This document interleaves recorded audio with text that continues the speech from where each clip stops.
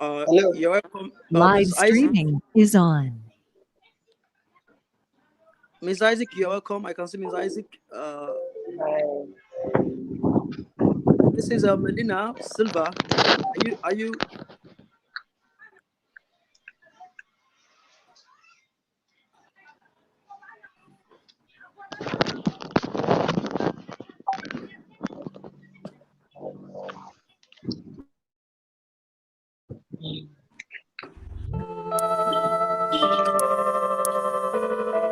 Afrikunia TV.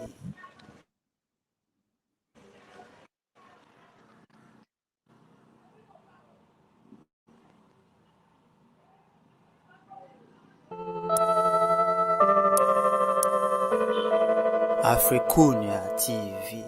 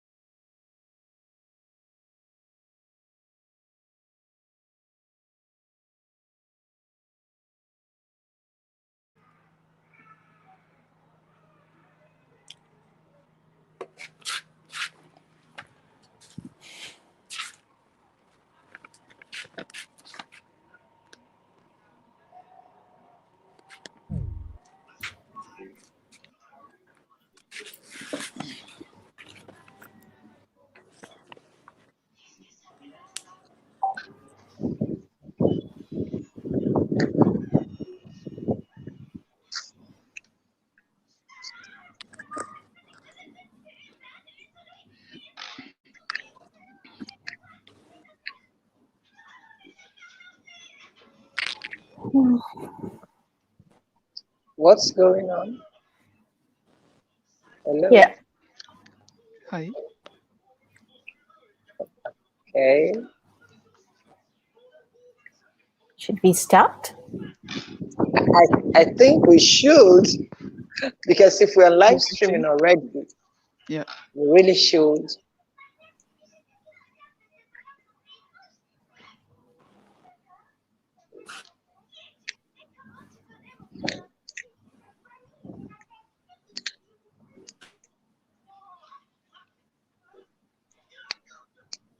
It's 2:02. Am I the timekeeper? Yeah. Okay. 2 past. Yeah. Yeah. It's 2 minutes up to 2. Yeah. Mhm.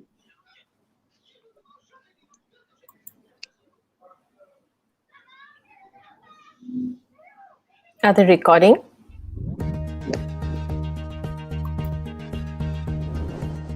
The Masterclass Initiative is an African educational organization founded by Babátúndé Adekanmbi, a media communicator, that kickstarted in April 2020 with the aim of creating virtual opportunities for learning on practical subjects, connecting university students, young entrepreneurs, and The Masterclass Initiative is an African educational organization founded by Babátúndé Adekanmbi, a media communicator, that kickstarted in April 2020 with the aim of creating virtual opportunities for learning on practical subjects, connecting university students, young entrepreneurs, and mid-entry level job seekers to businesses, academics, and organizational leaders for personal and communal development. The Masterclass Initiative started as a WhatsApp forum in which resourceful persons come in to educate learners on practical subjects that focus on career and job development, business strategy and branding, legal and ethics, science and technology. From its inception, the level of engagement and participation have grown periodically and rapidly. The need for virtual learning came in to better fine-tuning the concept and engaging more resourceful persons internationally. The Masterclass is now recorded on Zoom, streamed live on Facebook, with an average attendance of 100 participants cutting across university students, young entrepreneurs, and job seekers.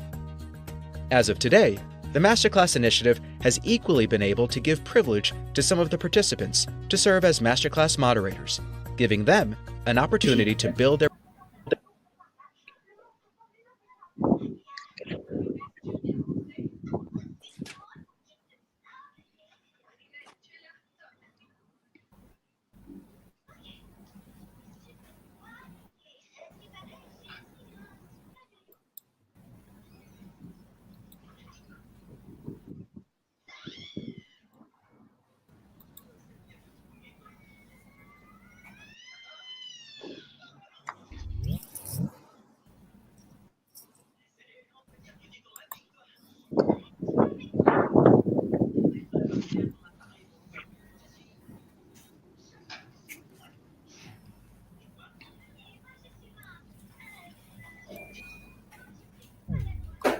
Okay, we were back now, and we thank you all for staying tuned.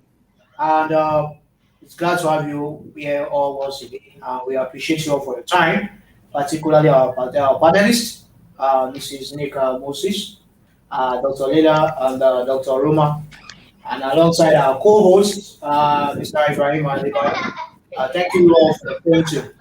At this time, let me introduce our moderator to start the moderation and bring the invited panelists for today's masterclass on art and culture, territorial attractiveness. Mr. Lateef Adebayo, are you here? I welcome you now at this point to moderate the masterclass.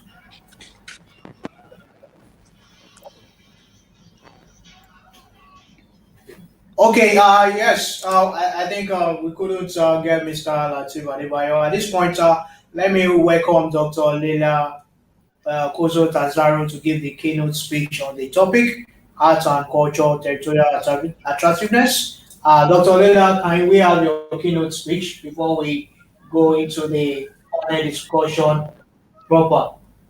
Thank you, Dr. Leila from Germany. It's good connecting with you. How are you doing? Thank you, Babátúndé. I'm fine, thank you. And you?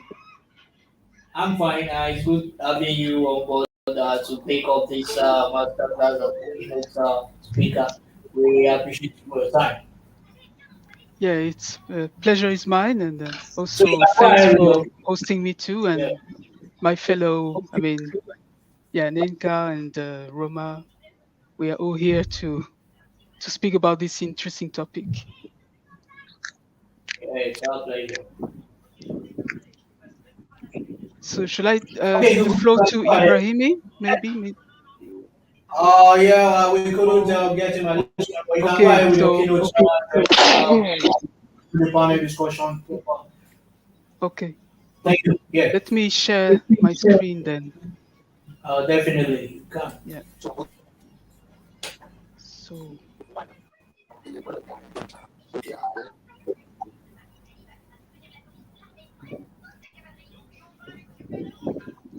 can you see it?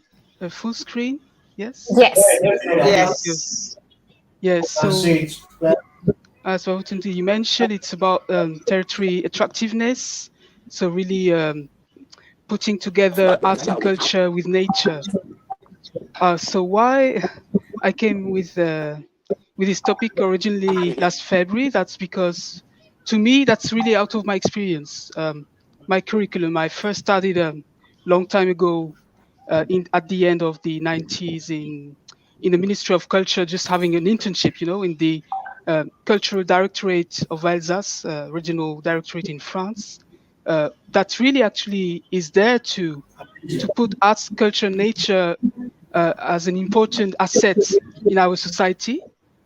And I was there in the communication, so I was first sensitized to this topic, and then up to 2020, then started COVID, and then I got involved myself just in personally, with this topic again, especially in the digital world, in the social media, starting really to talk about territories. So because for me the idea was that territories are our surroundings, and they are attractive in many aspects to us, to human beings, and we were a bit cut from nature and also arts maybe before COVID, and all of a sudden, it's like the world's breaking down, and a lot of people get back closer to the nature, and also start being kind of artists, even if they are not professionals, but so they have this artistic sensitivity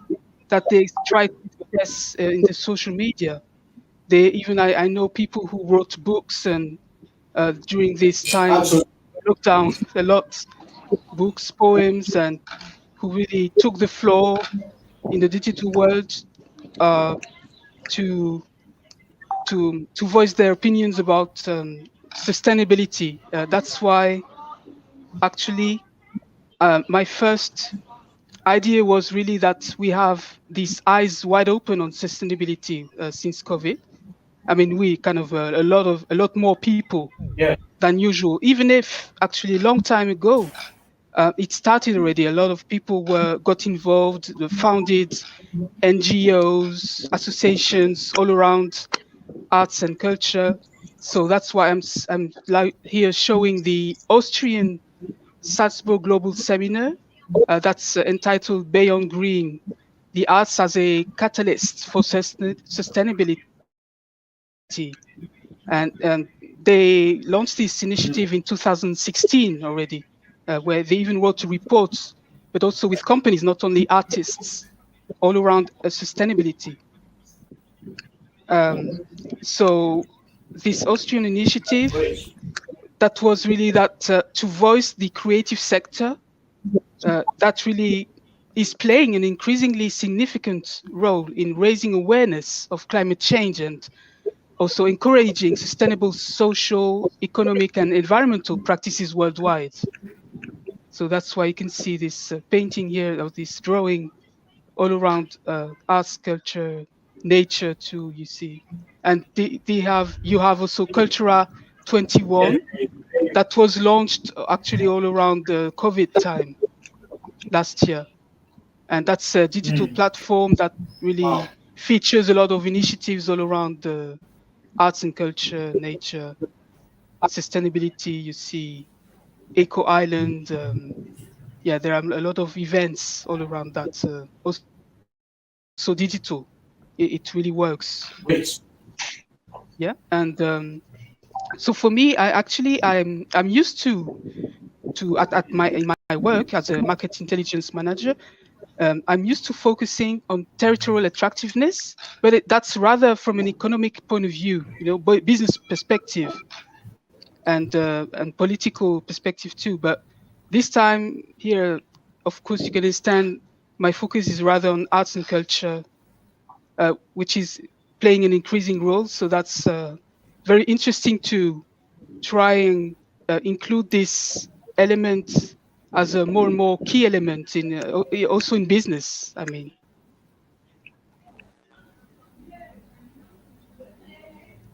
and so what I also wanted to say is I'm just keeping some slides because it's not the topic of today really. This global wake-up call with COVID. So you can see some examples there. That's really because that shows that COVID was a booster, and a lot of people were awakened. You can see, for example, even in the UN, United Nations, you have news really voicing this wake-up call of COVID, and so that you have Guardian articles too. That's they are urging the world to be more sustainable, so to wake up really to act differently. You have also Pioneers. Pioneers is quite an old initiative. It's an NGO founded in the early 2000s, and here, of course, they also voices the opinion about the wake up call, but that's very old. They've been starting for a long time already on to value arts and culture, and then also trying to use the arts and culture in the innovation space, and also to have also partnerships with companies even. Yeah, that was because it's just a short recap, so I won't comment this slide, but here you can see also, associations, also pioneers trying to connect arts and culture with nature. So they even organized workshops for children. So very important in terms of education, of the young generation.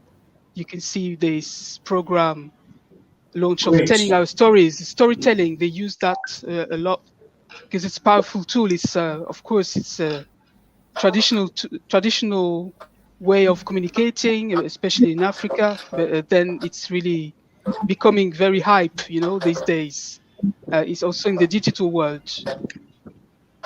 So you have storytelling workshops for kids to learn how to tell stories around the nature. And just a moment. Yes. It gives them a sense of Okay, they're able yes. to learn extensively Yeah. in reality what nature entails and other, Yes. other aspects that Mm. that cannot be learned theoretically as well. Yeah, exactly. You have those It's also a form of herbicide-free. education. Yeah, you have this Yeah, herbicide-free go on. initiative, for I'm saying it's example. also a form of exploration on the part of Yeah. Uh, yeah, you have also an example with this kind of drawing all around herbicide-free initiative. So it's also tackling the environment, protection of the environment, but with a tool like uh, all around arts and culture. Yes, and yes. then just some recap because this will be featured later. And the concluding remarks. So for me, around my yeah, so according to my experience also now in the digital world, uh, for me it's really important to be proactive with storytelling.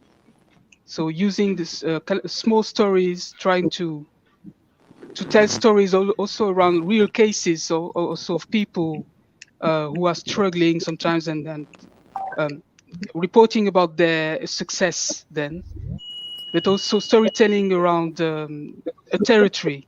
So putting a value onto the legacy, the cultural legacy, and but also the natural legacy of a country, and showing some videos of the country. You will see during the break with two examples, and also proving that we need to be more connected to our surroundings, also in our neighborhood. Because during COVID, a lot of people rediscovered their surroundings, their neighborhoods, even museums sometimes, or Yeah, parks, green spaces. yes, Yeah, yes, during the lockdown, they realized, okay, yes. oh, also what is close to them is very valuable, worthwhile discovering. Yes. So I connect my personal experience with arts and culture and I mean, nature. more That's people are why. able to familiarize themselves with it. Sorry, say it again, please. I said Yeah. more people were able to familiarize themselves with what is in, in Yes, their exactly. neighborhood, Yeah.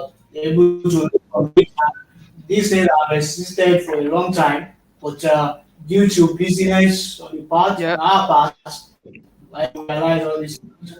But the COVID gave Exactly. us the opportunity to learn. Mm. People were indoor and working from. Yes, that's well said. That's like time flies, and then the routine is more powerful than the being spontaneous and trying to discover our neighborhood. And that's COVID. Thanks. With COVID, at least we could see, yes, a lot of people were able to be more connected to their surroundings. Um, so according to me, I endeavor to really generate a collective effort focused on sustainability. So also bringing together people from different perspectives. So it could be also artists, but also business people, people are more involved in NGOs, and charities, and then all together we can really create a lot of nice projects all around arts and culture and nature. So it's really about artistic Yes, yes. co-creation, and you can see a lot of initiatives also. Quite recently in France, they launched a digital platform, Panacea, and it's really about bringing artists together, artists and non-artists, and working on a project to co-create something together. Yeah, it's drawing, films. It's really all about arts. It's really nice. So you will see this more and more Great. often. This kind of also role about to be a citizen, a really world citizen, and voicing one's opinion too about the society, and being kind of Yeah, trying to getting be more involved. sustainable. So yeah. So for me, the idea of emphasizing the natural and cultural richness of our territories across the globe is very powerful and necessary too. Well, Definitely. if you see what happened with COVID, for example, the pandemic, so that's really an eye-opener. Yeah, that's Wow, great. all about the idea, and thanks for your attention. So that we can then Okay. go ahead and also share thoughts with the other speakers. Definitely. Okay. Thank you, Dr. Leila, Yes, you also welcome. Tazaro, for the was an overview of the presentation. I mean, the keynote speech is hard. I think, have been able to gain some insights. And Mm. yes, we're going on a short commercial break there. When we are back, we'll continue with the panel discussion. Stay tuned. We'll be Okay. right back.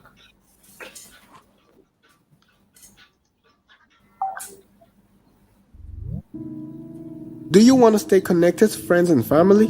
Make money online and have a good time? Download Jointoom app from App Store or Play Store and start right away. Jointoom is a social media app that is beyond just a social media app. It has amazing features like no other. For instance, it has a cryptocurrency feature. You can join a blockchain-friendly social media platform. Do you want to stay connected to friends and family?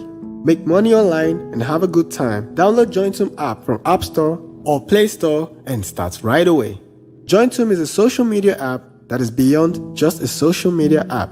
It has amazing features like no other. For instance, it has a cryptocurrency feature. You can join a blockchain-friendly social media platform for advertising and promoting your projects. You can earn fiat money or cryptocurrency by liking, commenting, and posting on Jointoom. You could earn points and convert your money to fiat money. You can use earn points to advertise through Jointoom. You could set up a crowdfunding campaign. There is also the option to upload dynamic profile picture for users. There is a user profile info, which displays users' profile information such as birthday, website, gender, social media, about, last seen, and so on. There is a hashtag option, which displays trending and related topics shared by users. There is a user privacy. This gives you the option to control who can message you, post on your timeline, follow you, confirm your requests or not, last seen, and so on. You can tag people on a status or messages. You can like, unlike a post, view list of people who like a post. You can comment on a post, reply to a comment, and view all comments on a post. You can search for people, and you can use our hashtags with our filtered search system. With so much amazing features, what are you waiting for? Download Jointoom app today on Play Store or App Store and stay connected.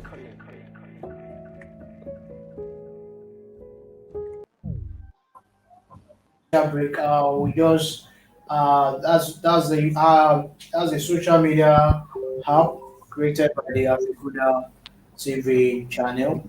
We encourage you all to make use of it to get connected with your friends and family as well. It's usable. I mean, it's user friendly and it's something you enjoy using. So, welcome back, all. We thank you all for staying tuned. At this point, we would like Mrs. Nneka Moses to give us a brief overview on what you think about the topic, arts and culture, territorial attractiveness. Uh, she's the founder of Goge and Africa Foundation, and she got about 2 decades experience in the tourism industry. So it's glad to have you here, Mrs. Nneka Moses. Thank you for staying tuned, and we are very, very glad to have you come on. Uh, Thank you so much, like your Babátúndé. opinion about the topic before we Yeah, thank you, Babátúndé. Yes, thank you, Babátúndé. I'm very excited to be here. First of all, I want to thank you again for inviting me, because for me, I think it's an opportunity to actually learn more. The presentation was quite beautiful. I liked it very much. And I think I'll take my time to look at it thoroughly, even after this conversation, and perhaps get back to you, Dr. Roma, Yeah, sure, on some yeah. points. Okay.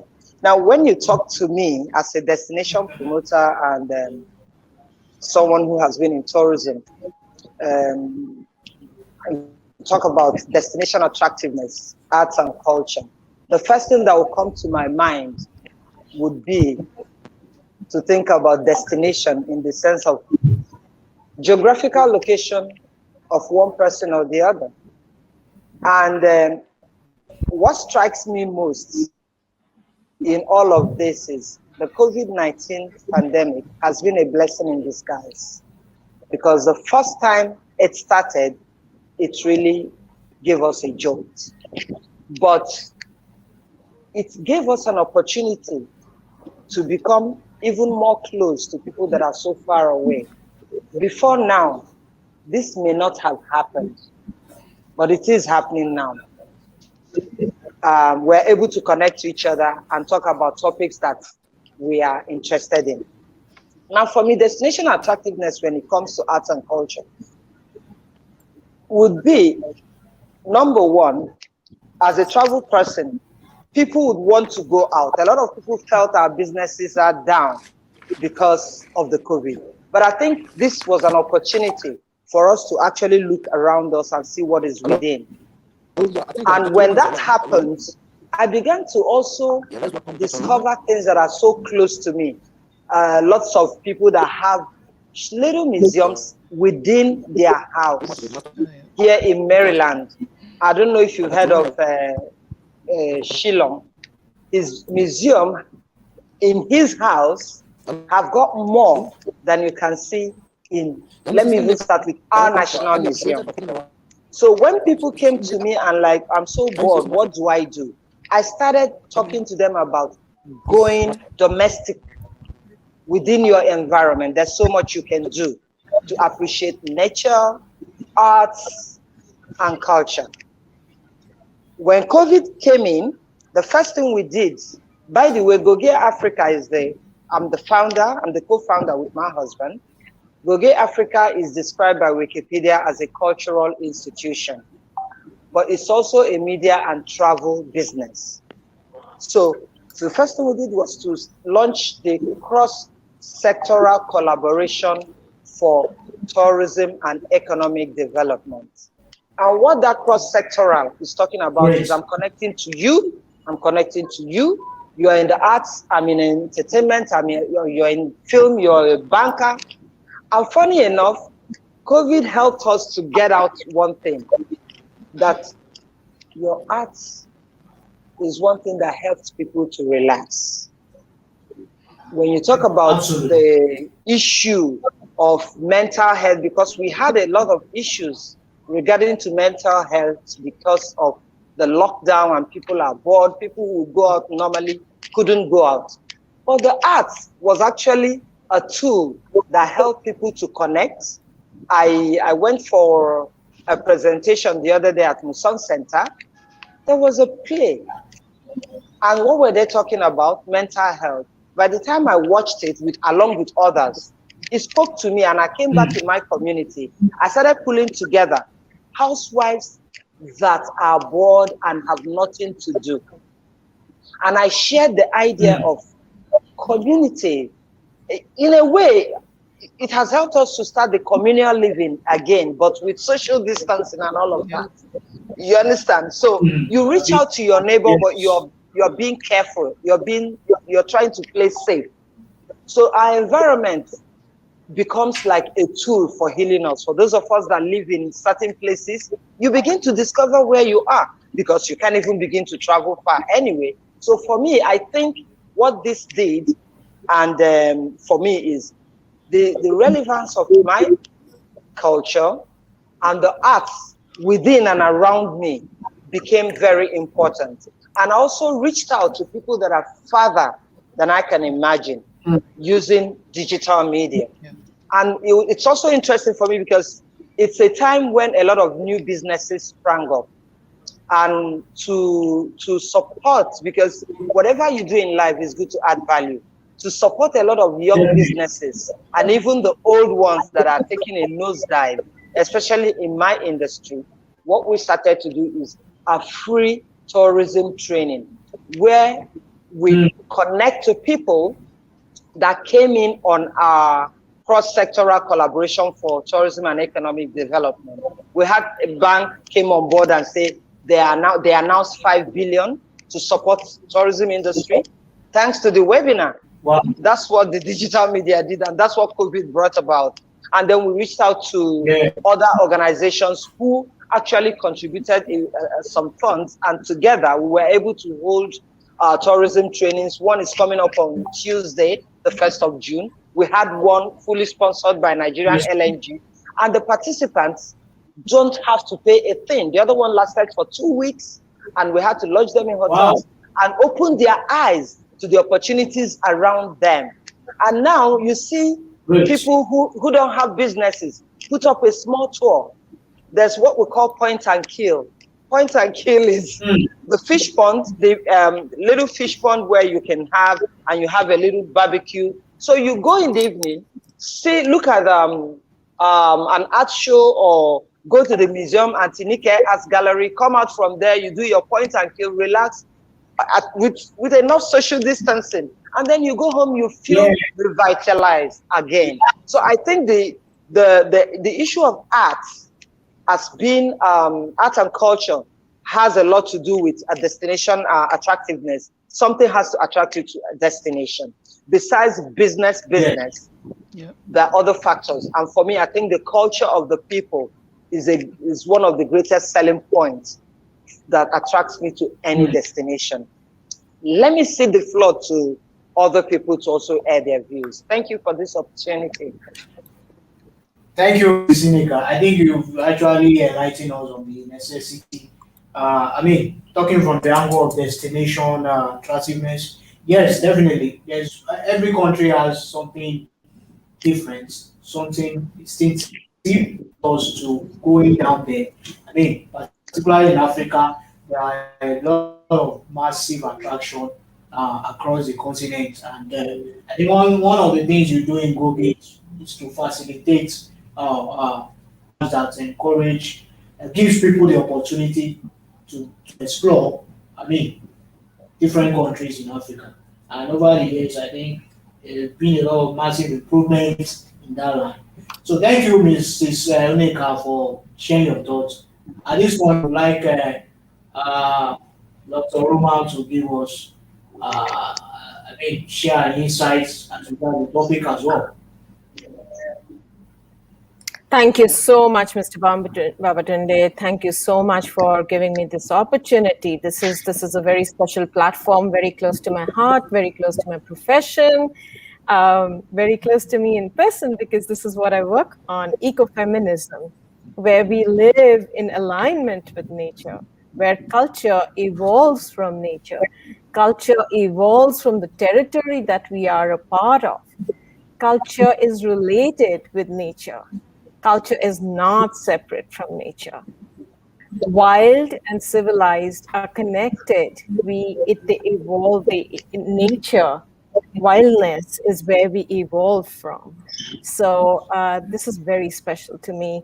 Thank you so much, Dr. Leila, for leading the way. Thank you, Ms. Nneka, for giving me the clues. And here, I'm an artist, I'm an art historian, and I'm an ecofeminist, an activist, a researcher.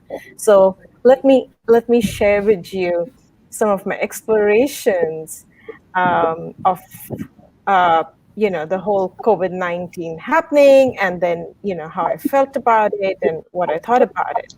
So I'll go screen share. And I hope I can do a job with screen sharing. Okay.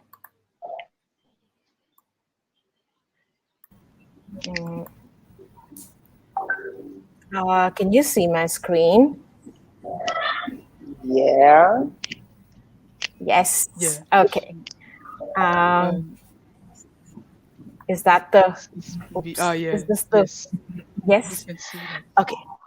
So this was my reaction to COVID-19 because.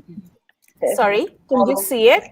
Okay. Yes. This was my reaction to COVID-19 because I realize that we keep creating, as human beings, we create these gaps between culture and nature, which really don't exist. And culture evolves from nature.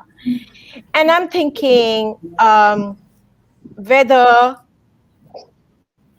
if our identity is marked as separate, as gender based, or based on color or the texture of the hair or location or space that we belong to, then how can I survive the COVID-19 pandemic? Because we are divided, or we are bordered, and we are not in tune.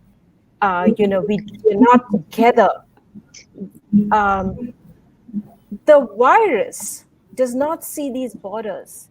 The virus just goes to everyone, any age, any gender, anybody, comorbidities, whatever it be. It doesn't see borders, what nationality you are, where you belong, what space you belong to.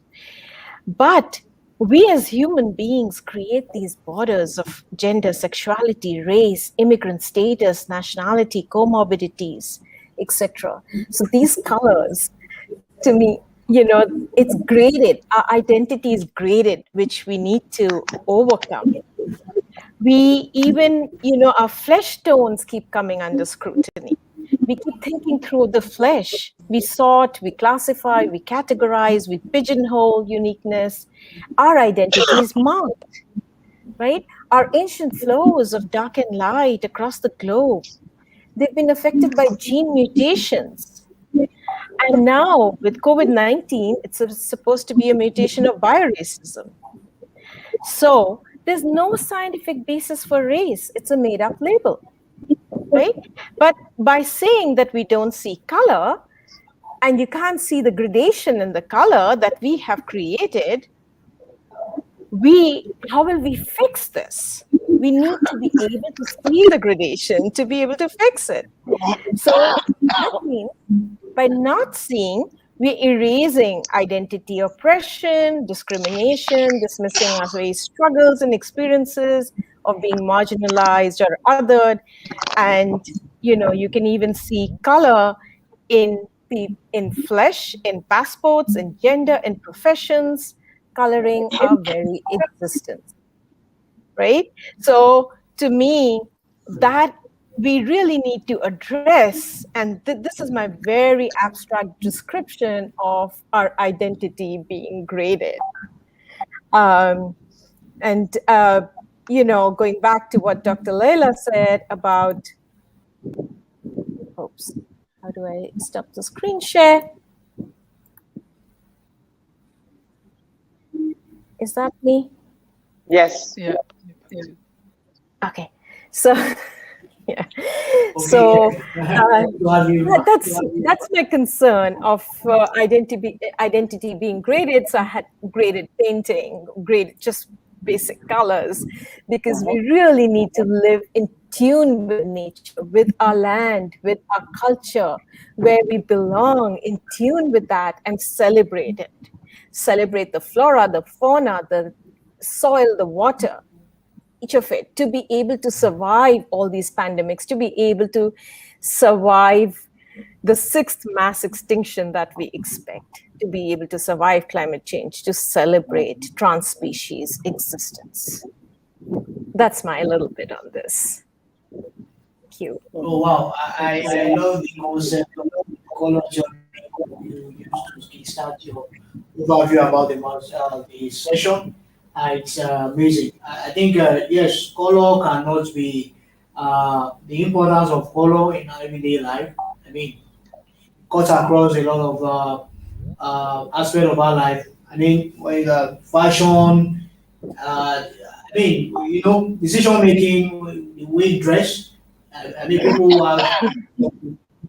people have favorite colors and applications in using them. It's very key.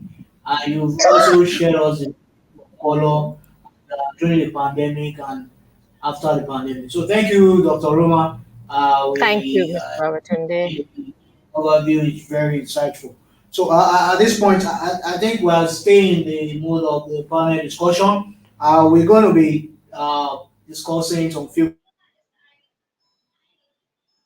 questions here because of our time, and hopefully we should round up this session in the next 20 to 25 minutes, 30 minutes thereabout. So the first question we're going to be looking at this to know is, and everybody's going to speak on, is going to contribute. First question is, how has COVID-19 contributed in increased global sensitiveness for art and culture or nature? Let me repeat the question again. How has COVID-19 contributed in increased global sensitiveness for arts and culture or nature? So I would like Dr. Leila to start by answering this question. Then we move on to Mrs. Nneka and Dr. Roma. So, Dr. Leila? Yes. Actually, I will be repeating a bit myself because I covered that in my keynote presentation, but that's okay. It's just to emphasize again how the lockdown, had such a healing effect on a lot of people.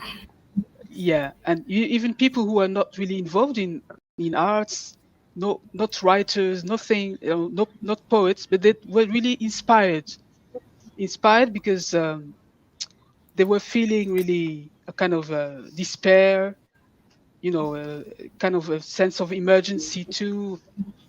They were a bit lost because it was really new to a lot of us actually. It's never seen before in our lifetime, to be in lockdown and to feel insecure also, because we needed to keep distance to others, even to our loved ones, and we don't know how long it will be lasting. That's also this insecurity aspect that made a lot of us really being very genuine, to trying to go deep into our feelings and trying to express them, especially in the social media. So Definitely. yeah, that's why I've really experienced also myself a bit, but also a lot of friends or also people I got to know thanks to COVID, really remotely actually, that all of them, they all of a sudden they published books and poems and even excerpts of what they wrote in the social media. They release ebooks sometimes, and they also join forces together in all kinds of networks focused on women, networks focused on humanity-driven initiatives, NGOs, and then they are always connected to arts and culture and nature somehow, because they share the legacy of their countries with others also remotely. That's really made possible now, as Mrs. Nneka has mentioned, through the social media and telecommunications. That's really great that people really get attracted to territories of others, but really remotely actually. And yeah, that's made us closer to our surroundings too. That's really, in a way, that's a blessing that we also, like Dr. Roma mentioned, that we come closer to our roots from a cultural, artistic, and natural point of view. Yeah. Thank you, Doctor. Ms. Nneka, we would like you to share your opinion about the. I hope you get the question, Glenn. Yeah, can you hear me? Yes. Yes, I can. Oh.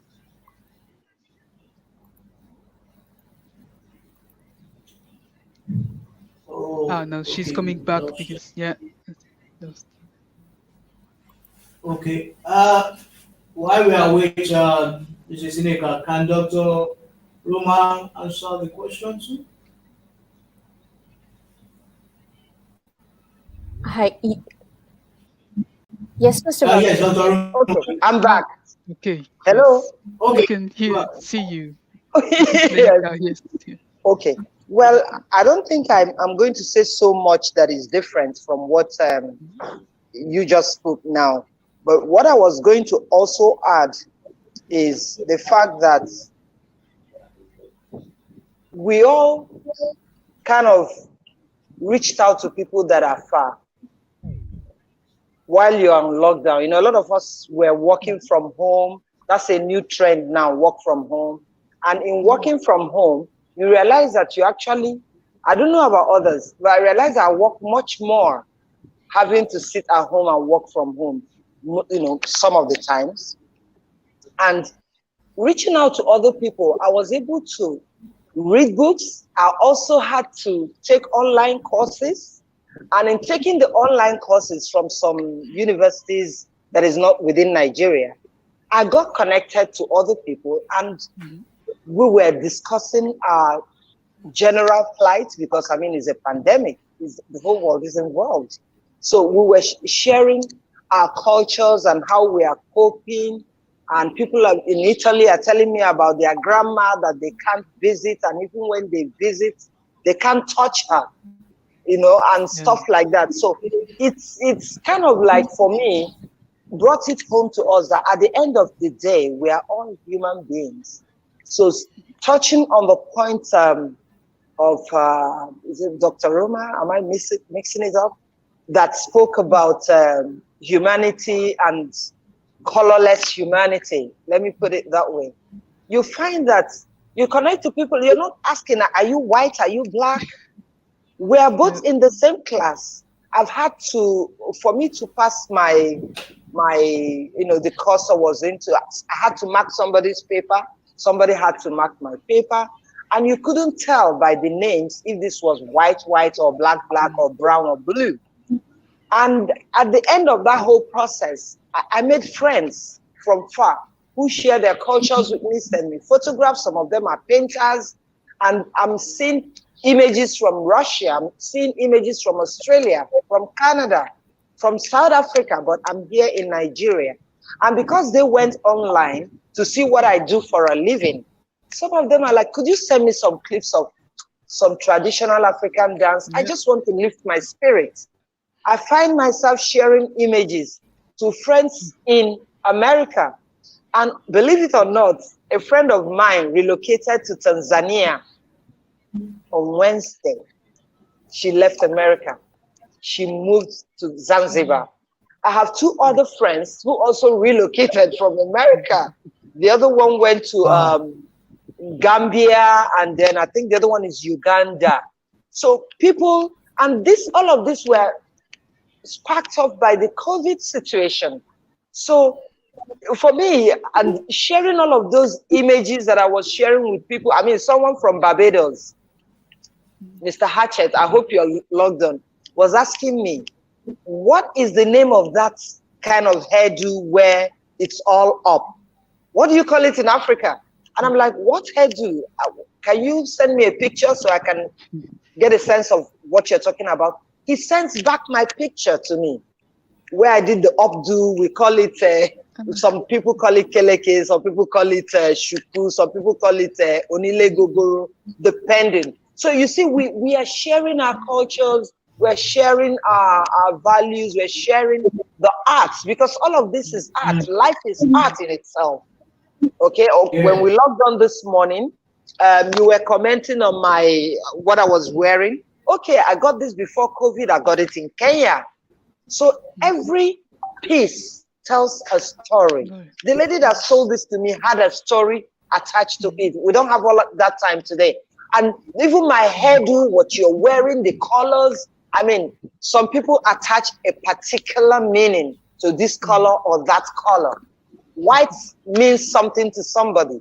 Black means something to somebody. The same thing, orange, and so on and so forth. So for me, I think we have what I would call colorless humanity. It is you that I know, because at the end of the day, if you slice me or slice you, the blood is the same color. It is the same color. And guess what? What language do you cry in? Try crying. Does your cry, if you hear a Swahili person cry and an Aborigine in what is it called, Australia cry, does it sound different? When you feel pain, there is no language to express pain. Okay? And when you laugh, for me, I said that A smile or a laughter is one language that is very universal. Everywhere I go, once I smile, okay, whatever it means to you is what it means to the other person. But a frown means the same. So I don't know if COVID is a blessing more than it is a curse. But like we say, in every negative, there's a positive. So I hope I haven't deviated so much. But I think I'm borrowing a leaf from the last speaker who said something that is quite dear to my heart. Because my success is your success. When I fail, you fail. You cannot be a very rich man and you're the only rich person in that community. You are as poor as your next neighbor. That's why I said to myself, after 20-something years of running a successful tourism media brand, the only success I see is the transfer of knowledge that I have to do. Because if those before me had shared as much knowledge as I'm willing to share, I wouldn't have struggled so hard to get to where I am. That's why I said to myself, even if we have to do it for free, we go out, use our clout, our platform, to get the monies from those that have the money and use it to develop those that need to be developed. And I think that's what humanity should be. And I think that's what humanity is all about. And South Africans will say Ubuntu. That's Ubuntu. Thank you very much. Thank you. Wonderful. Great. Yeah. Thank you very much. Yeah. Very emotional, very Thank you. passionate. Thank you. Thank you. Thank you for sharing your thoughts on the question. Very insightful. And I mean, the last comment caught some attention. I mean, knowledge shareability is very, very important. Very, very important. And we all need to adopt this modality. So, Dr. Roma, insight on the question. Thank you, Mr. Babátúndé. And I'm going to continue from what Dr. Leila and Nneka have been talking about, because it's getting very emotional, getting very so much passion filled. So I am, to answer this question, I am actually inspired by artist, American African artist, Wangchi Muthu's sculpture. And I'm going to share that with you as I talk about what I think about this. So I'm going to go screen share, and I hope. Can you see it? We can see it. Yeah. Thank you. So this is Nairobian American artist Wangchi Muthu's Water Woman. And she's in a cast bronze ebony skin with a large mermaid tail. And she sits on a grassy mound. She gazes at Laguna Gloria. And she's catching the sun. She's rooted in her legends. The East African woman mermaid, Nguwa, and the dugong, which is found in the warm coastal waters from East Africa to Australia. So this water woman personifies secrets of a promising eco-scene tomorrow, where we live with our land, with our water, with the trans species, the earth others. So she is a cunning temptress.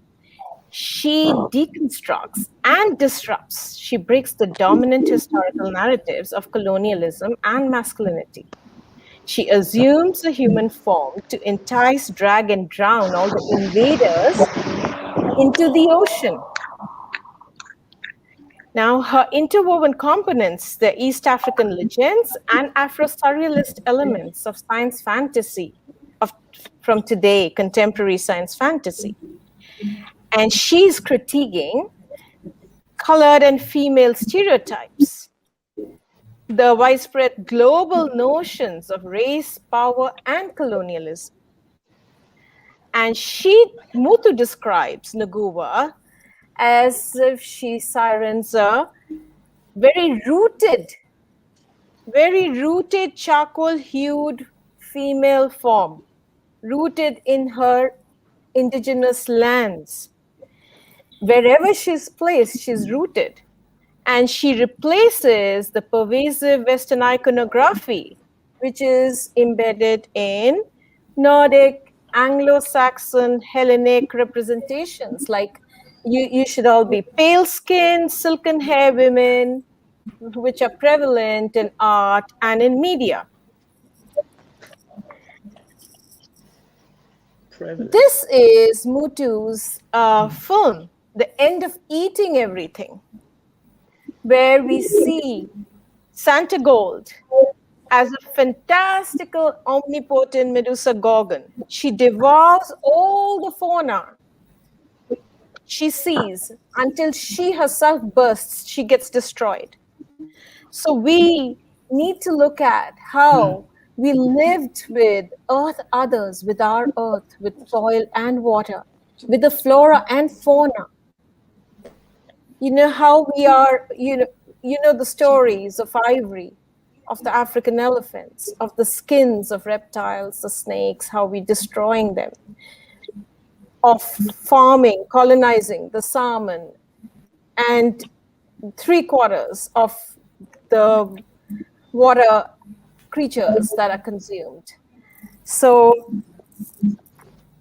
we need to live with our ecologies, is what I'm saying. We need to be part of the ecology, that the ecosystem that we are.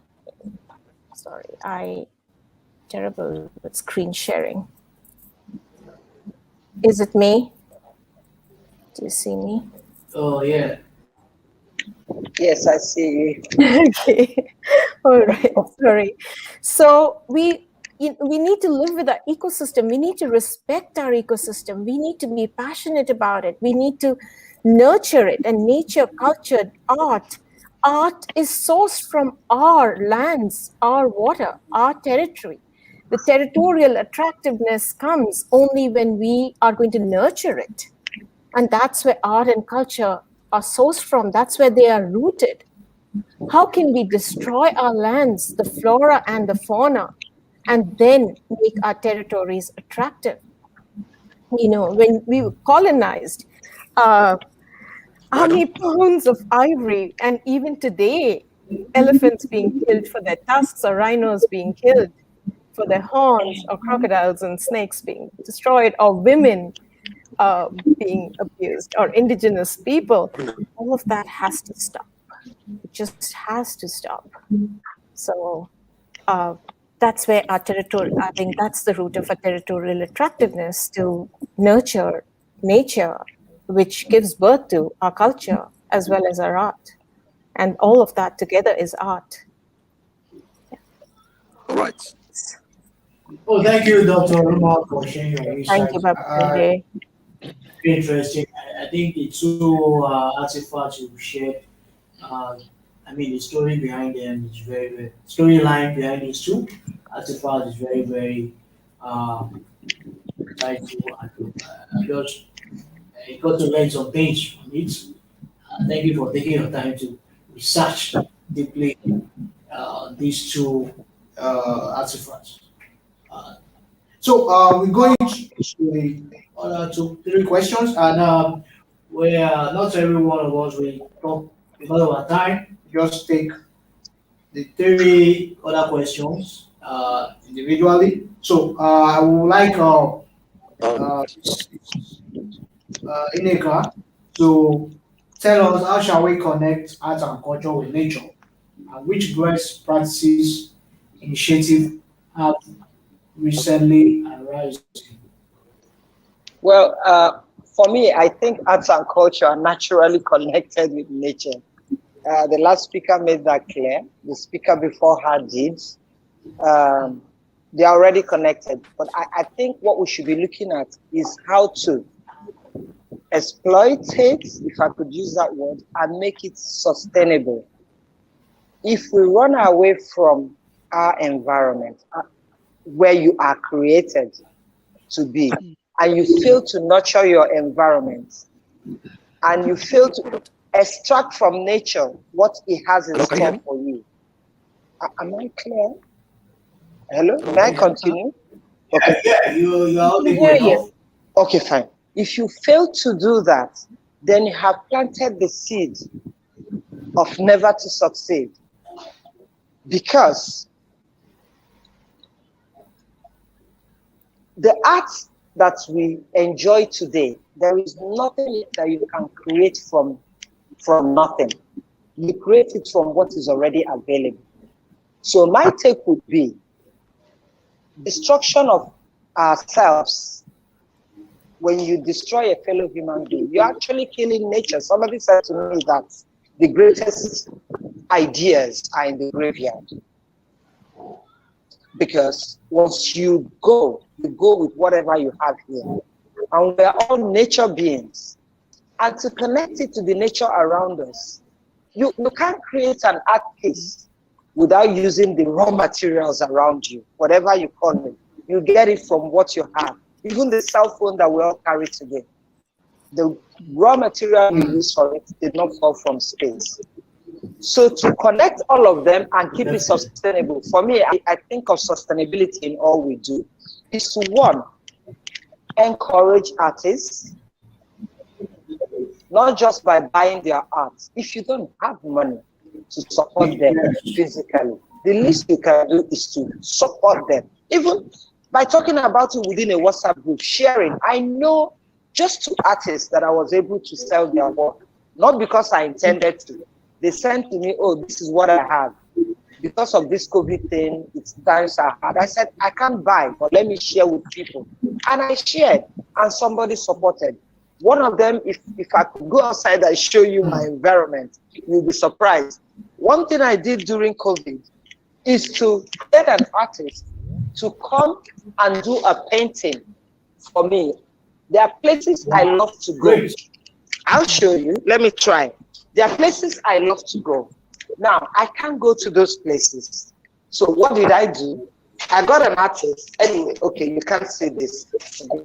I got an artist. Let me stand here to do that on my wall. Can you see that? Oh, yeah. Okay, good. Yes. Okay, good. Now, this was done during the lockdown. And then I also got him to paint me a picture of the beach. Look at this. Yeah. Whoa. And I said, I miss the waterfall. And I had this done.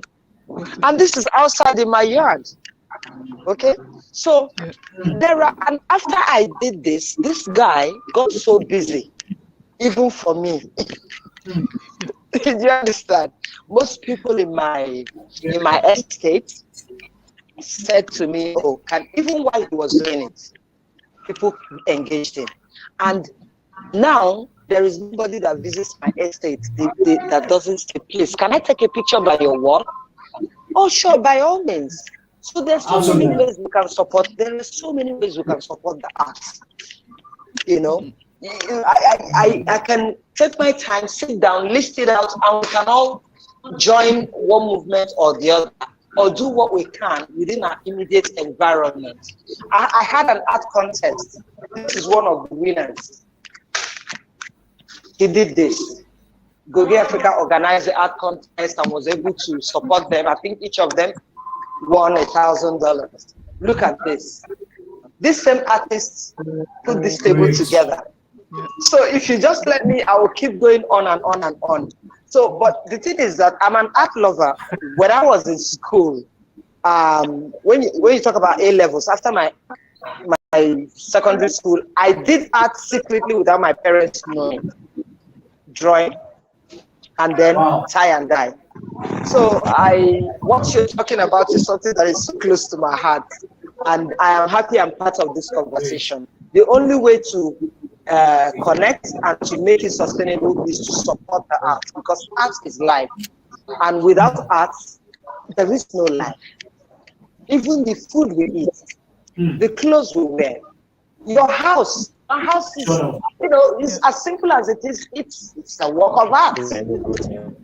So, what can I say? I talk with so much passion. I'm sorry.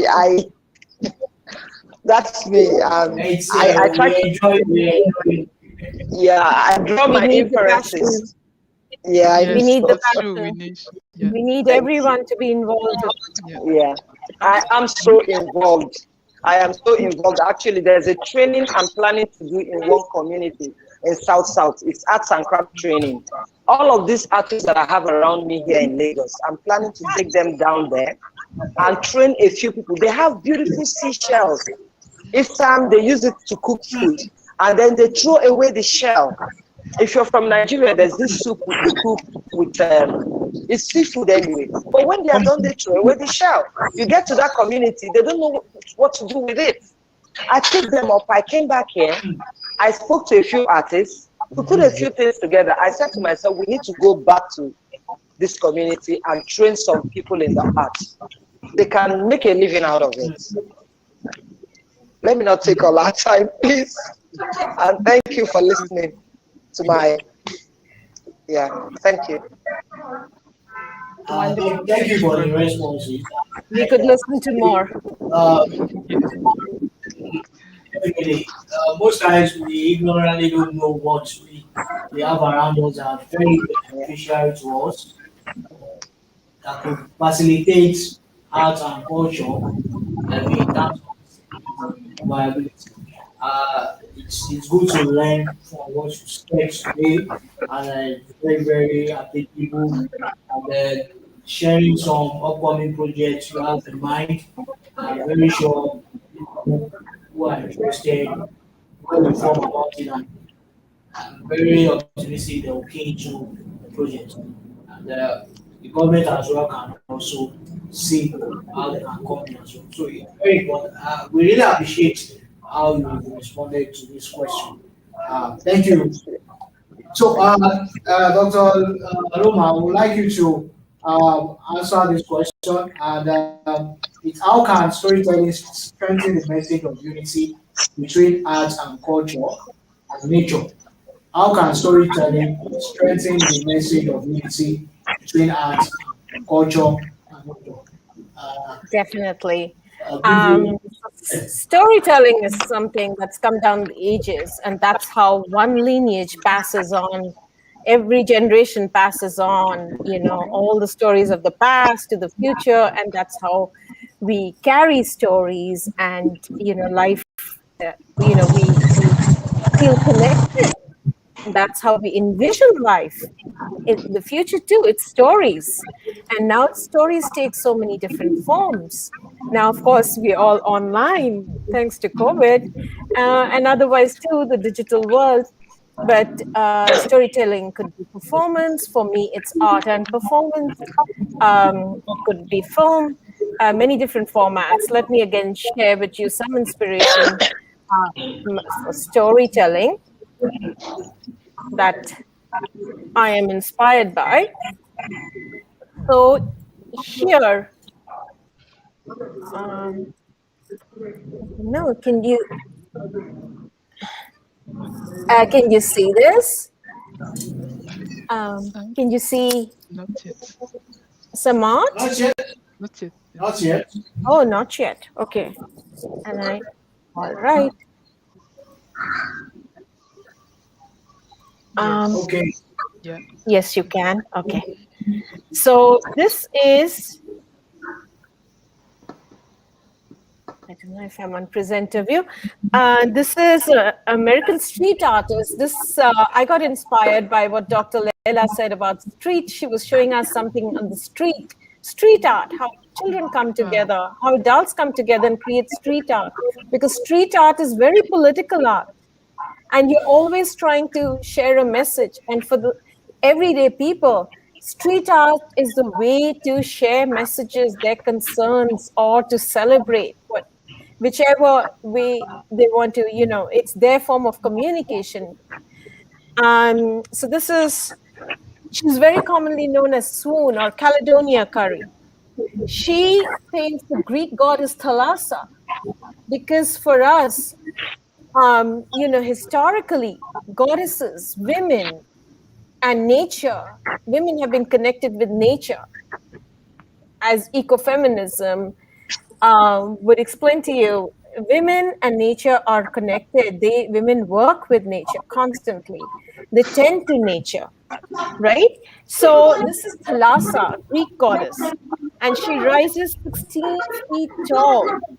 She's got seaweed in her hair, and she has horseshoe crab plastron sternum, rib cage with wriggling pipefish, and she takes us to the depths of the ocean. There's some background noise, right? Yeah, we try to move. If you could mute. So her goddess-like form is free-flowing because there's oceanic species, there's skeletal fish streamers, they go all over, all directions, omnidirectionally. They symbolize our network of rivers, seas, ponds, oceans. But then the skeletal remains on her form show how we are devastating our oceans with plastic, with oil spills, with dead fish, in so many different ways. Like Nneka mentioned, laptops and phones. We are the lithium, the rare earth from Africa, from Ukraine, from the Tibet border, the rare earth that goes into our mobile phones and our laptops. And that leaves a lot of dead animals around because we don't close the mines properly. Industrialization and capitalism is blooming, but at the cost of nature. These skeletal remains also show the Florida Deepwater Horizon oil spill, the oil discharges. We need to nurture nature, and she lives in the water, so she threatens to liquefy, the capitalists' virility. And here, you can see Singaporean artist Tanzi Z's Plastic Ocean, which shows us how all the species are disappearing. Non-mechanized fishing communities now are facing fish exhaustion, coral acidification. We are facing the 6th mass extinction. And all the species are being actually taken over by plastic in the ocean. So most of the species are disappearing. And there's Buchanan who says, do we need to eat fish as in, farming fish? Because fish was eaten in a certain way, certain quantity, but now we are farming fish and colossal amounts of fish and, captivating it. So we see dead fish like this very often in Kuwait. This is an image from Kuwait. So very sad. Yeah, this is my take on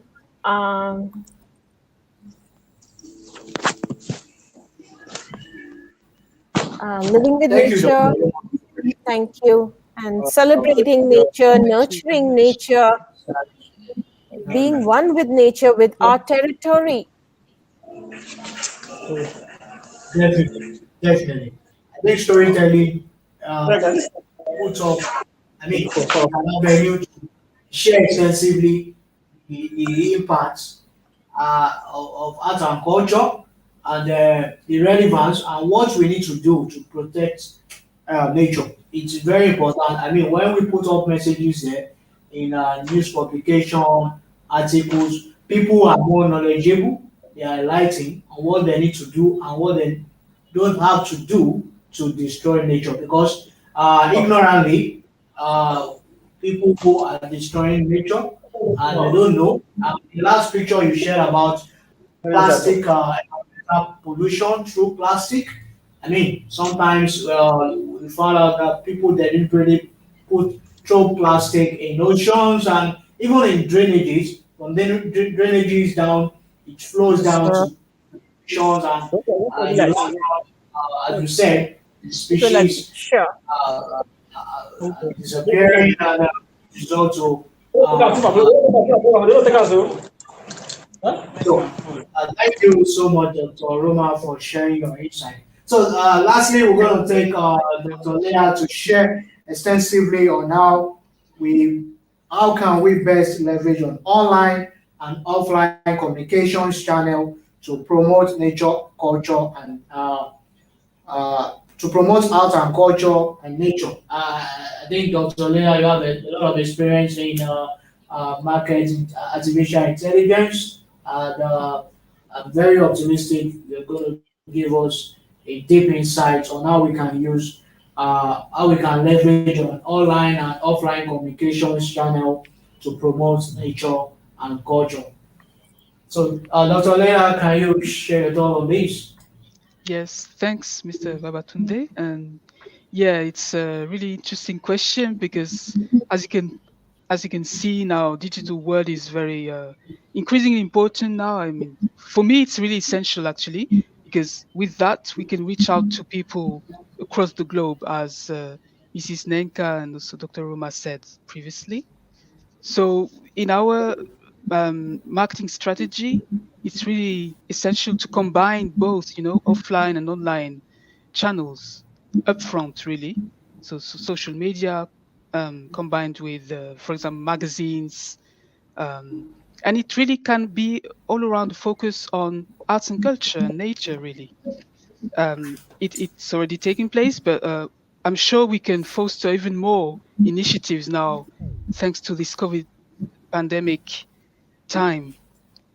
For example, it's really important to find some opinion leaders, but really in any kind of of sector. It could be artists, but also um, artists, but also business leaders and people also involved in NGOs, in charities. Yeah. So yeah, and yeah, color. I mean, race. That it has no frontiers, no borders. Actually, it's really a global initiative that a lot of people could initiate with those opinion leaders, and also having a lot of stakeholders in there from different backgrounds: poets, writers, painters, singers, actors.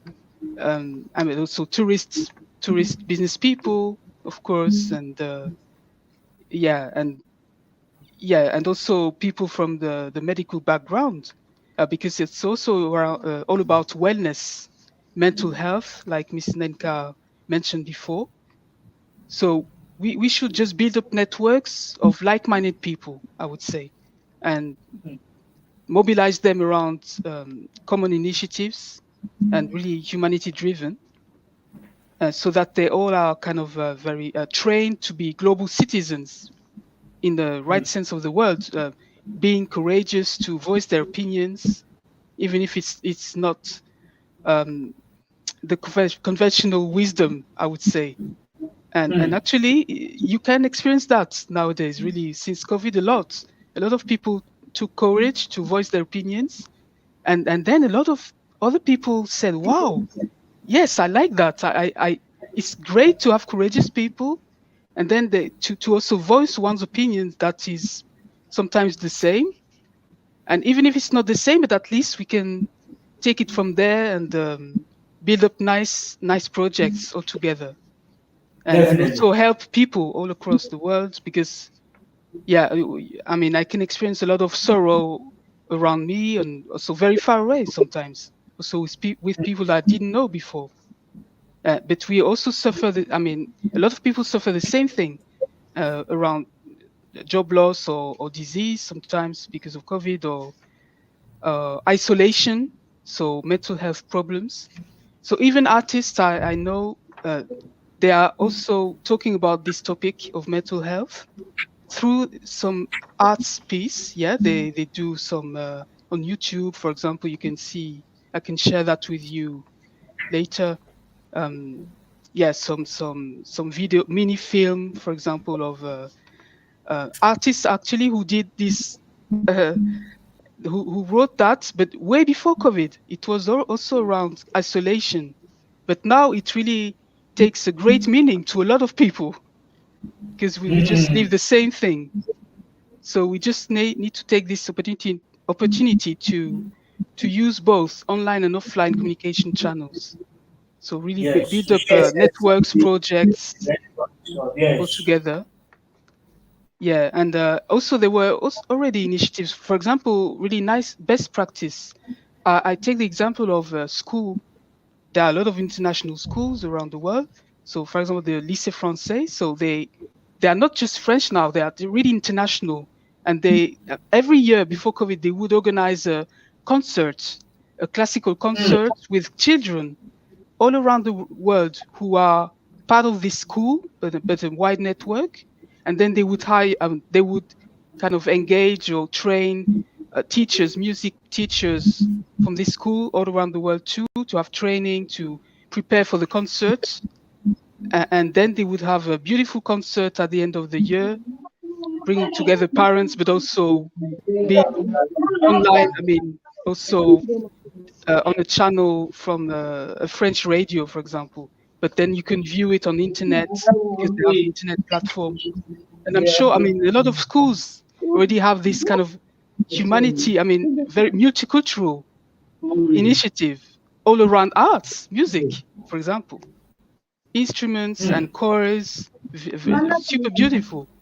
But now it's really time to multiply those initiatives from different backgrounds. I mean, schools, because for me, education is very important to make children very sensitive very early around sustainability, humanity, you know, and arts. Really, always it should be part of everyday's life to everyone. Yeah. So that's my thoughts about it. Thank you, Dr. Leila. I think one initiative I can think of now, very, very familiar with me is Google Africa. I think Google Africa has been doing a lot. I got to know Google Africa like 7 years back. I mean, on a terrestrial TV channel, they share inside of different country, culture. I mean, it's very educative program, and I think they are trying to use the available technological tools to propagate art and culture in different countries. And so, what you just contributed now, you should equally share some insights on how we can further facilitate art and culture through online and offline means. So, thank you for sharing your thoughts. We appreciate you all. At this time, we're going on a commercial break. We'll be back with our panelists to give us their final thought on the topic. Stay tuned. We'll be right back.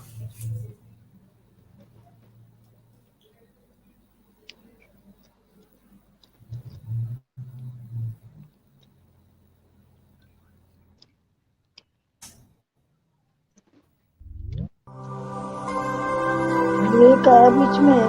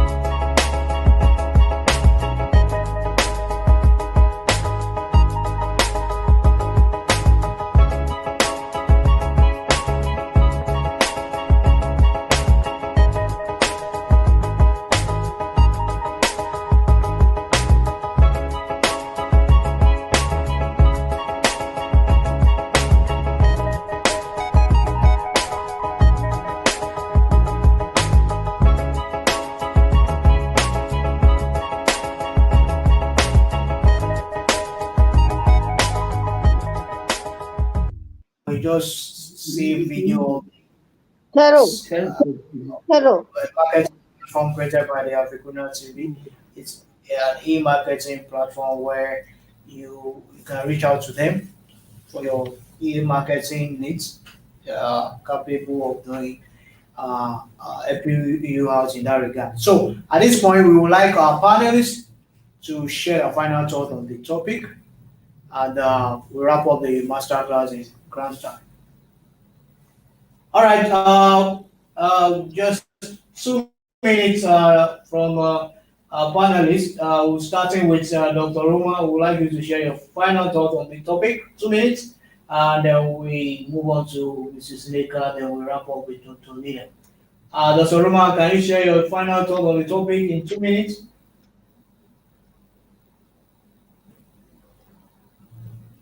Roma बोल रही हूँ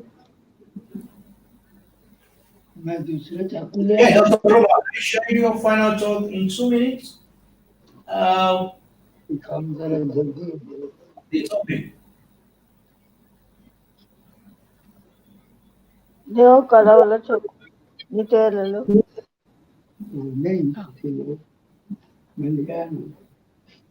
रोमा चली गई की कर लो Hello, Dr. Roma. Hi, Dr. Roma. Can We you can hear me? see your screen, but we cannot hear you. Screen नहीं दिख रहा है Okay, while we wait for Dr. Roma, can we have Mrs. Nneka to share your final thought on the topic, please? In 2 minutes. Technical difficulty कोई Okay. Am I audible? Yes. Yes. Okay. Okay, very well. Well, my final thought would be we need more initiatives like this. We need to connect with each other. We have all come here for a reason, and we're supposed to make our mark, add value. Whatever you do, you add value to humanity. You help to make anything that is positive to become sustainable. You don't come into the world to take away, because at the end of the day, you came with nothing and you will go with nothing. So the only thing that will be remembered is the value you were able to add. And speaking directly to this conversation, I would gladly say that if you do not realize that the nature around you is what is keeping you alive, then you forget that you actually breathe in and breathe out. So if you're able to recognize, celebrate, and respect nature, and that includes appreciating fellow human beings. If you're able to do that, then you are what I would call a complete human being. So let's preserve our culture, the arts, our heritage, and show more respect and share love. Because at the end of the day, for me, love leads. And that's how I'd like to end it today. Thank you, Mrs. Nneka. Thank you for the support. Value proposition. You emphasize we all need to discover and rediscover ourselves. Giving back to the society is very, very important. Value creation and adding value is very, very important. Thank you, Mrs. Nneka, for sharing your thoughts. We'll move on to Dr. Roma. Are you now available for us? Yes. I was a bit late too. I don't know why the mic. So I'll just share my work, and I'm taking you back to. Can you see my screen? Yes. Mm-hmm. Yeah. Yes. Okay. So every day millions of women and girls experience violence globally, and so does the earth. And it takes many, many forms: physical, sexual, child and forced marriages, female genital mutilation, sex trafficking, rape. And so does the earth, the oceans, coral reefs, the guardians of the ocean, the flora and fauna, the earth. There's so much water pollution, destruction. So global mythologies have shown us how women tended the water and the land and lived together. The water goddesses, Yoruba and Olokun, from Africa to the Americas, the Atagatas, the Irish Sedna, the Ganga Yamuna from India, the Enigana, they all were symbols of strength, of fertility and regeneration, and they are an enduring legacy that keep the ecosphere community going on, and they're foundational to my work. So these hybrid goddesses, their coral wombs are going to keep our community going and keep the coral wombs of the oceans alive, which are the shelter, the food, the shelter and oxygen providers of the ocean. So these hybrid human-animal deities, in my language, this is how I express my language. So women need to work with oceans and land as humanity. We need to live in a trans-species environment in sync with it, align with it, right? The corals and blues here. We have to stop separating nature from culture. Nature and culture are bound together. The coral wombs will blossom within blue humanities and blue ecologies. And we will be able to confront all distresses, including the COVID, if we can do that, I feel. Thank you. Yeah, that's my 2 bits. Oh, thank you for the if you want, I can share some more work if you want. I won't be able to take that. Thank you, Dr. Roma. I think the visual illustration is very, very interesting. I mean, it some more visuals. Thank you. Dr. Leila? Yes. So will you share your final thoughts on this topic in 2 minutes? Okay. Yes, sure. It's my final thought is really, as my fellow speakers said really well, is we really need to mobilize people to share more, to really show we are really human beings. For me, it's really important to leave a legacy, after your life. So the legacy would be really to make sure you have human-driven initiatives, you do good deeds really to people, and then you make sure that you pass it on to others. You educate others, to be the same, to really do good, to stay close, grounded to the nature, and really make the best out of arts and culture to make a better world. To make the world a better place, right? So that would be my last thoughts about that. And from a market intelligence point of view, I would say the tool that would be great is to have a landscape analysis. So of what is already existing. For example, let's take the example of Mrs. Nneka's company. So that's really a best practice here, and also what Dr. Roma is doing from an artistic point of view too, and scientific point of view. So trying to promote the idea.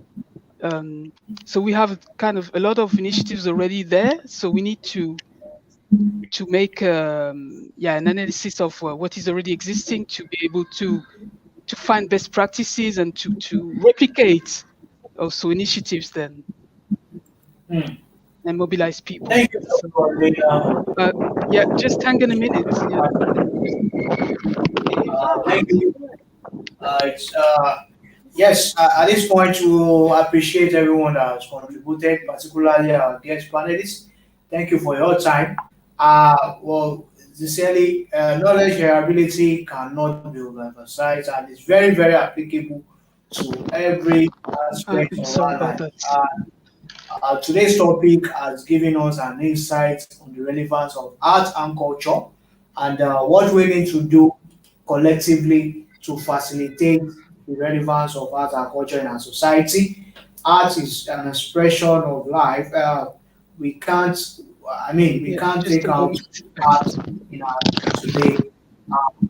activity. I mean, it gives meaning to life, and it's one thing we need to understand that we all need to play our parts in art sustainability, and we all need to put heads together on how we can contribute extensively to the relevance of art in our society. And as our panel discussed, as our guest panelists have discussed and have contributed, we will find modalities on how we can ensure that art and culture is sustained.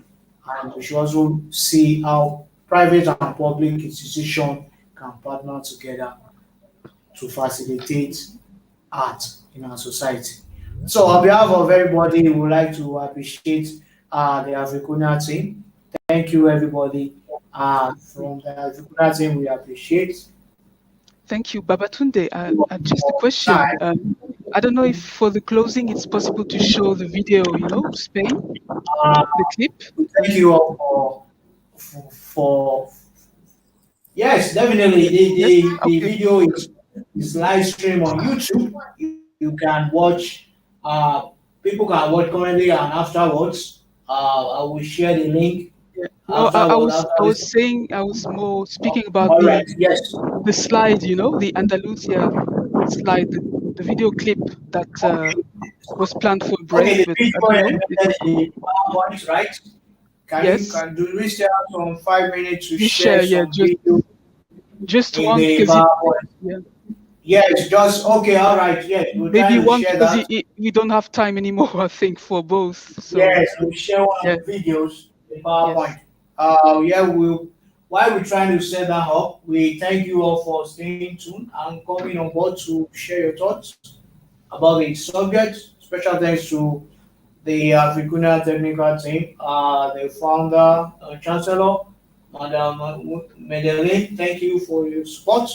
And everyone at Masterclass Initiative, thank you all for putting this all together. We appreciate you all for your time. And the Go Africa Foundation, we thank you for your support as well. The founder, Mrs. Nneka, thank you for coming on board. Dr. Roma from Bossy College, thank you for tuning in. And Dr. Leila, thank you for tuning in as well. So while we're going to be playing one of the videos in the PowerPoint presentation. Okay, you're. Thank you, Babátúndé. Thank you. Yeah, we can't see the screen, right? I'm just listening to the sound, but okay.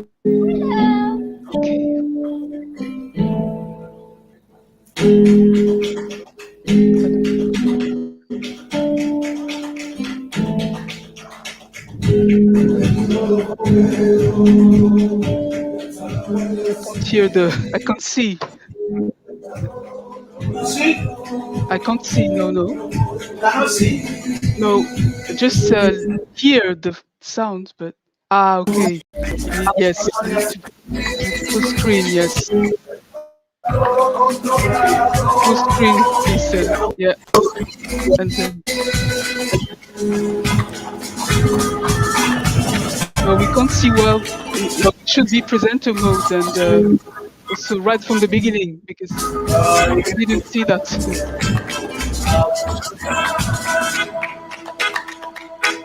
No, I can't see. Yeah, it's presenting. We'll try to set it up from our own end here. Presenting, yeah. So, I can share it if you like. I mean, it's really. Okay, can you do that from your own end? Yeah, I was about to. Yeah, don't worry. Okay.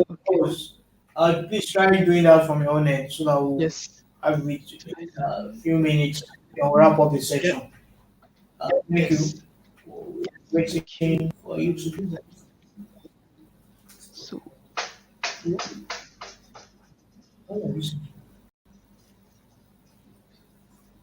You can see, okay.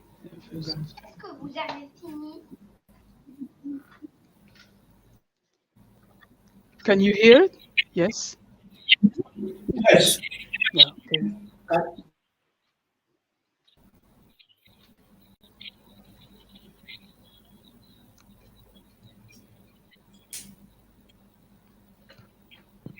Doctor, are you able to share? Smaller trusses I going. was sharing. I was sharing already. You can't see it? We can see it. The link there. Ah, okay. So There we have. Thank you. just a moment. We It's not can see. working well. We can. You can see, yes? Yes, yes. Ah, yes, yes. So okay, I just Doctor? yes, Yes. yes. We can see it, Babátúndé. So it's fine.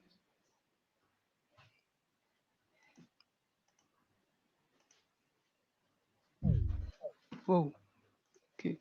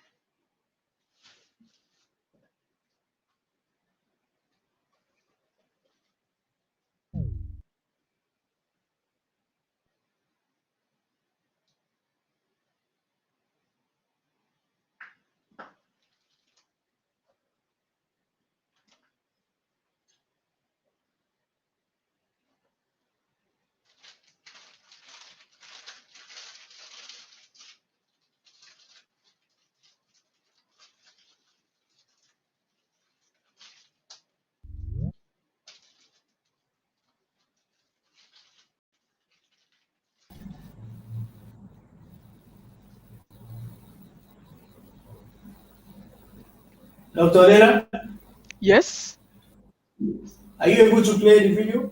I am, and we can hear that. Yes, it's working. Oh, okay. Yeah. I couldn't hear the audio from my. Oh, yeah.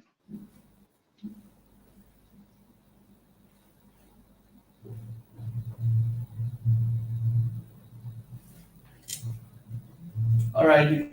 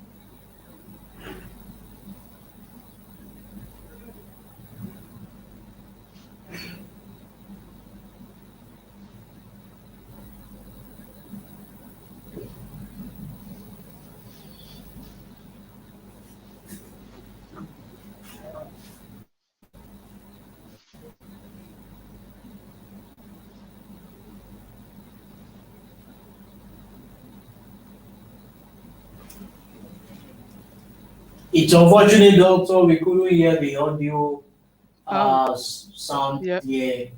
Okay. We couldn't hear the audio. But really, we appreciate the fact that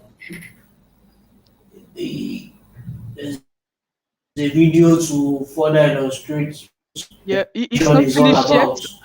I think you have I will couple end of, the release videos, when it's finished. in It's the not done yet.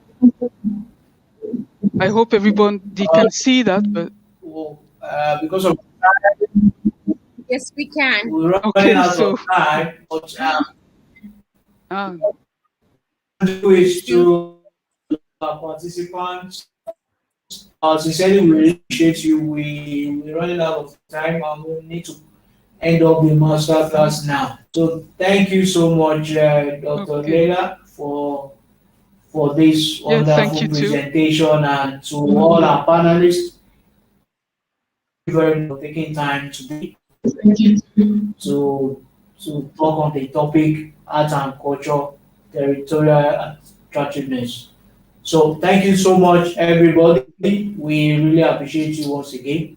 And at this time, we want to say good evening to you all. We resourceful week ahead.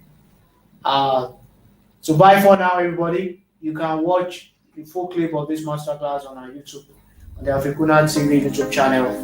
On behalf of myself, Babátúndé Adekanmbi, we say goodbye and stay tuned for our upcoming masterclasses. I gotta go up cause so that me love you. I don't build my foundation with my books, so my dreams can collapse overnight. My mind and my soul, they my hustle. Steady chasing big levels. They for Agbala, father, Itakacha. Yeah, from coast to coast, up someone's pray for me. Pray for me. Morocco, Badura for me.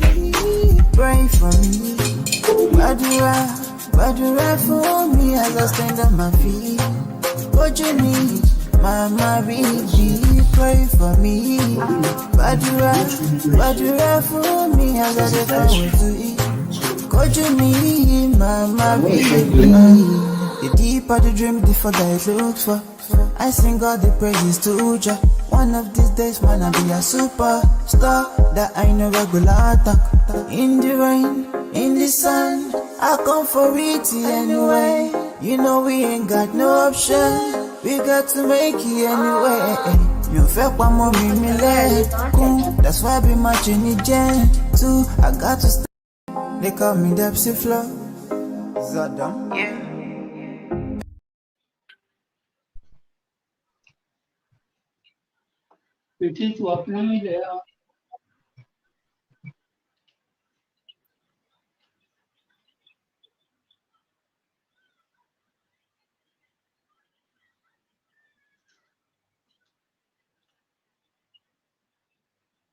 Thank you so much, Babátúndé. Thank you, Dr. Leila.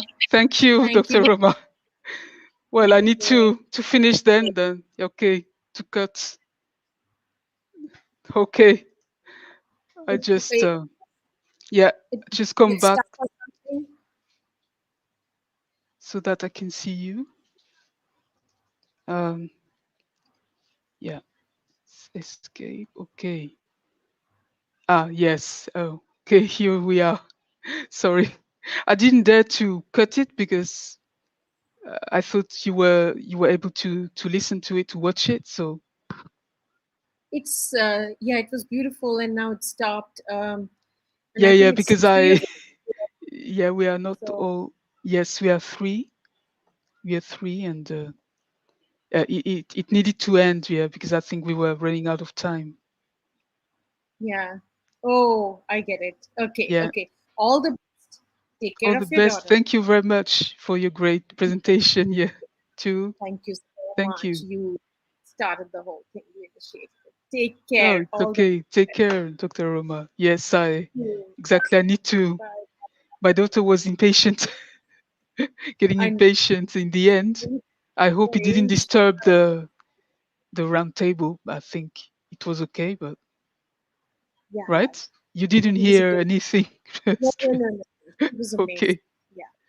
No, but it was really great. Yeah, the all the thoughts, right? Yours and also Mrs. Nneka. Wow. Yeah. Really passionate. Yeah. Yeah. Beautiful. Yeah, really beautiful. Yeah. We stay in touch anyway, so yeah.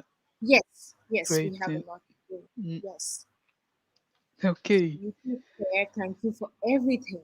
Thank you too for everything. Yeah, for the great slides, the paintings and the explanation. I was wondering if young people can do it next time. Yeah, they should. Yeah, because there are some. Yeah. Yeah, I was thinking. I mean, some young people were already doing master classes, even students. They'll reach out to them. Of course, it's important to have them. Yeah. Yeah, a group of young people. Yeah. Who I talk to some young people, some designers sometimes, and a lady from Dominican Republic, but she was not feeling comfortable with English or something. So okay. That's okay. But for sure we'll find some people. Yes. We'll do that. You can find also in the arts, right? Arena. No, different. As well as the activists. Yeah. Things, we'll do it. Yeah. Yeah, yeah, exactly. A lot of people, different backgrounds. Different backgrounds. Yeah. Humanities, sciences, whatever it be, as long as Exactly. I did that actually up front. I shared a lot of contacts too, because it's really important to have them talk about their initiatives or their work sometimes. change. Yeah. We'll do that. Yes. Take Sure. care of your Okay. little one. Take care, Dr. Roman. Thank you. Have a nice weekend. Bye. You too. Bye. Thank you. Bye. Take care. Thank you for everything. Thank you for initiating. Thank you for telling us. Okay. Yeah. Take care. Thank you.